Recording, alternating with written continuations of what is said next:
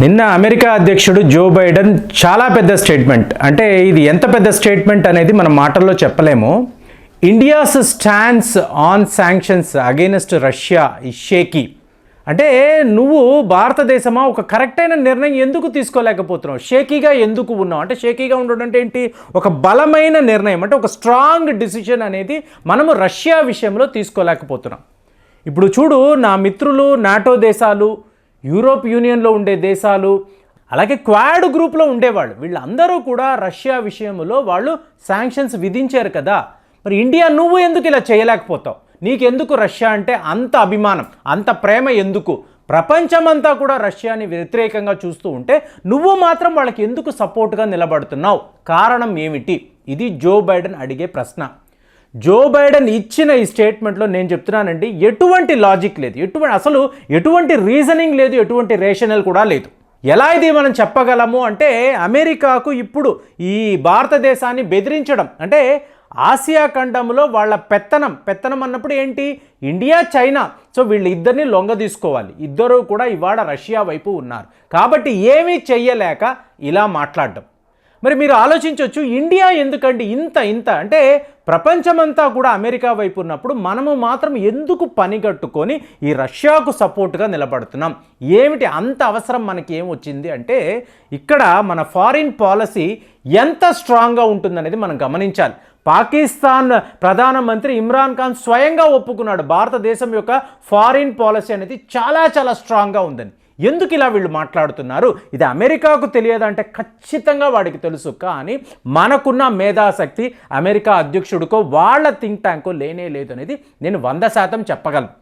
ఇప్పుడు ఈ Russia Ukraine యొక్క యుద్ధము అనేది అమెరికాకు ఒక చాలా పెద్ద వ్యాపారము అని చెప్పి నేను ఎన్నో సందర్భాల్లో మాట్లాడాను. అంటే యుద్ధము స్టార్ట్ అయినప్పుడే మేము యుక్రెయిన్కి సపోర్టుగా ఉన్నాము, మేము ఆయుధాలు ఇస్తామని ఎప్పుడైతే అమెరికా వాడు మాట్లాడాడో ఆ రోజే నాకు అర్థమైపోయింది, ఇదంతా కూడా వాళ్ళు వ్యాపారం కోసమే చేస్తున్నారు. అమెరికా అన్న దేశం గురించి మీరు మాట్లాడితే డబ్బు, వ్యాపారం, దీనికి మించి అక్కడ మీకు ఏమీ కూడా ఉండదు. ప్రతి వాళ్ళు కూడా డబ్బు సంపాదన కోసమే మీకు అమెరికాలో నివసిస్తూ ఉంటారు. సో ఈ సందర్భంలో మీరు చూడండి, మీకు ఆయిల్స్ అమెరికా వాడు ప్రపంచ స్థాయిలో ఉన్న దేశాలకంతా కూడా రష్యా వాళ్ళ దగ్గర మీరు ఇక ఆయిల్స్ కొనుక్కోకండి, మేము అమ్ముతాము అని చెప్తున్నారు. ఏంటి, $2-3 ఎక్కువ పెట్టుకొనైనా మీరు కొనుక్కోండి, ఎందుకంటే పరిస్థితి అలా ఉంది కదా. రష్యా యుక్రెయిన్ యుద్ధం అంటే మామూలు విషయం కాదు, మా దగ్గర ఆయిల్స్ కొనుక్కోండి అని చెప్పి ఒక ప్రాపగెండా వాళ్ళు మొదలు పెట్టారు. ఇక రెండో విషయాన్ని మీరు చూసారనుకోండి, ఆయుధాలు. ఇప్పుడు నేను సింపుల్ ఎగ్జాంపుల్ చెప్తున్నాను. మనము రష్యా దగ్గర S-400 అనబడే ఎయిర్ డిఫెన్స్ సిస్టమ్ని కొన్నాం. ఎంత కొన్నాం?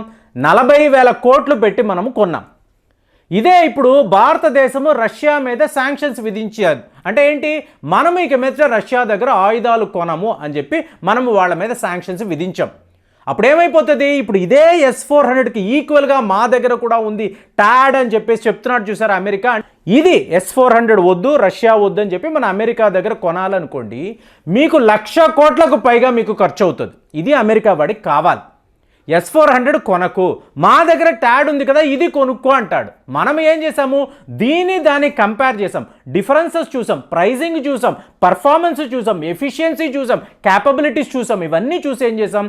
రష్యా వాడి దగ్గర S-400 అనేది మనకు చవక ధరకు దొరుకుతుంది, ఇది ట్యాడ్ కన్నా ఎన్నో రెట్లు అడ్వాన్స్డ్గా పనిచేస్తుంది. ఏ దేశం అండి అమెరికా కోసం వాళ్ళ ఇంట్రెస్ట్ పోగొట్టుకుంటారు? ఇవాళ నాటో దేశాలు చేస్తున్న తప్పు ఇదే. అమెరికాను చూసుకొని వాళ్ళు సొంతంగా తమ దేశాలను వాళ్ళు పాడు చేసుకుంటున్నారు, రష్యాకు వ్యతిరేకంగా వెళుతున్నారు. ఇది వీళ్ళు చేస్తున్న తప్పు. ఇండియా ఈ తప్పు ఏమి చేసినా, ఎన్ని విధాలుగా మీరు ప్రయత్నాలు చేసినా ఇలాంటి ఒక తప్పు మనమైతే చెయ్యం. ఇప్పుడు ఏమైపోయిందంటే, అమెరికాకు వచ్చిన సమస్య యూరోప్ యూనియన్ అనండి, నాటో దేశాలు, ఇప్పుడు జర్మనీ, ఫ్రాన్స్ ఇలాంటి దేశాలు చూసారనుకోండి, వీళ్ళంతా కూడా ఆయిల్స్, గ్యాస్ అన్నప్పుడు రష్యా మీదే ఆధారపడతారు. ఇక యూరోప్ యూనియన్లో ఉండే దేశాలు అయితే సకానికి సగం మంది రష్యా నుంచి వచ్చే ఆయిల్స్, గ్యాస్ మీదే వాళ్ళ జీవనం, అంటే వాళ్ళ యొక్క లైవ్లీహుడ్ అని దీని మీద ఆధారపడి ఉంటుంది. ఇండియా ఎప్పుడూ కూడా రష్యా దగ్గర ఆయిల్స్ కొన్నది లేదు. మనం ఏ ఇరాన్ దగ్గర, సౌదీ అరేబియా దగ్గర, UAE వీళ్ళ దగ్గర నుంచే మనం కొనుక్కున్నాం. మరి ఇవాళ మనం రష్యా దగ్గర ఇలాగ ఆయిల్స్ కొంటున్నాము అంటే ఇది అమెరికాకు, నాటో దేశాలకు నచ్చడం లేదు. మరి మనం ఎందుకు కొంటున్నాం? 25% డిస్కౌంట్ రష్యా ఇవ్వడంతో మనం ఇమీడియట్గా రష్యా దగ్గర నుంచి ఈ ఆయిల్స్ను ప్రొక్యూర్ చేయాలని చెప్పేసి మనము ఒప్పేసుకున్నాము, ఒక నిర్ణయం తీసేసుకున్నాం. దీనివల్ల ఏం జరుగుతుంది, మనకు చాలా పెద్ద అడ్వాంటేజ్. కానీ అమెరికా వాడు నాటో దేశాలు ఎలా చూస్తున్నారు, ఈ సమయంలో ఇలాంటి యుద్ధ సమయంలో భారతదేశం రష్యాకు ఫండింగ్ చేస్తుంది. వాళ్ళ ఫైనాన్షియల్ నీడ్స్ ఏవైతే ఉన్నాయో వాటిని మీట్అవుట్ చేయడానికి వీళ్ళు పనిగట్టుకొని డబ్బు అనేది రష్యాకు పంపిస్తున్నారు. ఇలాగ రష్యాకు వీళ్ళు తోడ్పాటు అందిస్తున్నారు.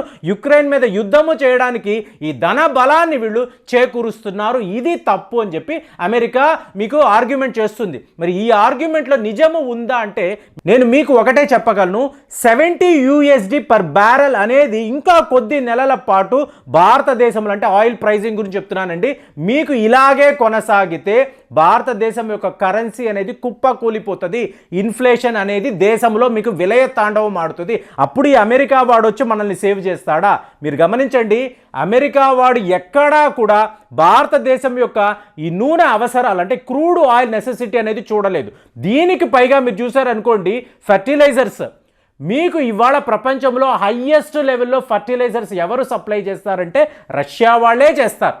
అంటే మన భారతదేశం ఏం చేస్తుందో చెప్పమంటారా? చాలామందికి విషయం తెలియదు.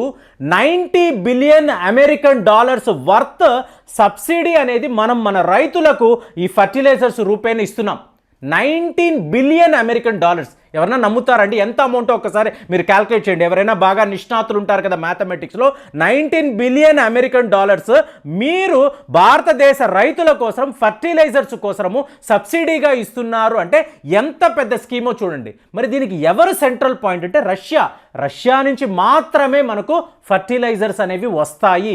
ఎందుకండి మన దేశంలోనే మనం ఈ ఫర్టిలైజర్స్ ఎందుకు తయారు చేసుకోము అంటే దీనికి బేస్ ఏంటంటే న్యాచురల్ గ్యాస్ ద్వారానే మీరు ఫర్టిలైజర్స్ అనేవి తయారు చేయగలరు. ఇలాంటిది రష్యాలో పుష్కలంగా దొరుకుతుంది. ఈ న్యాచురల్ గ్యాస్ అనేది రష్యాలో విపరీతంగా మీకు దొరకడంతో ఏదో ఒక విధంగా వాళ్ళ దగ్గర నుంచి ఇంపోర్ట్స్ చేసుకోవాలి. The world's largest fertiliser suppliers ఎవరంటే రష్యా వాళ్ళు. కాబట్టి మీ చైనా అనండి, భారతదేశం అనండి, శ్రీలంక అంటే వీళ్ళందరూ కూడా రష్యా నుంచే ఫర్టిలైజర్స్ అనేవి తెప్పించుకుంటారు. అంటే ఇది S-400 అనండి, రాఫెల్స్ అనండి, ఈ డీల్ కన్నా చాలా చాలా పెద్దది. మొన్న వ్లాదిమిర్ పుతిన్ ఇండియా వచ్చినప్పుడు దీని మీద మనం సంతకం పెట్టాలని చాలా ఉత్సాహంగా మనం ఉన్నాము. ఎందుకు అంటే మనం చాలా పెద్ద ఇది మహాయజ్ఞం అని చెప్పాలి. ఫర్టిలైజర్స్ రైతులకు అందజేయాలి. అది ఈ లెవెల్లో సబ్సిడీ మనం రష్యా దగ్గర చాలా చవక ధరకు తెప్పించుకుంటున్నాము.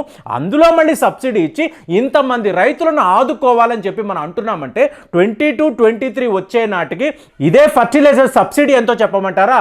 $40 బిలియన్. $40 బిలియన్. మళ్ళీ ఒక్కసారి లెక్క వేయండి, $40 బిలియన్ అంటే ఎంత అని చెప్పి. అంటే ఈ స్థాయిలో మనం రష్యాతో కలిసిమెలిసి పనిచేస్తున్నప్పుడు నువ్వు క్రూడ్ ఆయిల్ గురించి మాట్లాడవు, మన ఆయుధాల గురించి మాట్లాడవు, మా ఫర్టిలైజర్స్ గురించి మాట్లాడవు, భారతదేశం యొక్క కరెన్సీ గురించి ఆలోచించవు, ఇన్ఫ్లేషన్ గురించి ఆలోచించవు, ఇక్కడ పెట్రోల్ డీజిల్ ధరల గురించి నువ్వు ఆలోచించవు. నువ్వు ఎందుకురా వాళ్ళ మీద శాంక్షన్స్ విధించవు? ప్రపంచమంతా కూడా చేస్తుంది కదా అంటే ప్రపంచము వేరు, భారతదేశము వేరు. దీని విషయంగా 100 సార్లు మేము నొక్కి వక్కాణిస్తాము. ఇండియాకు రష్యా మధ్య ఉన్న రిలేషన్షిప్ చాలా స్పెషల్.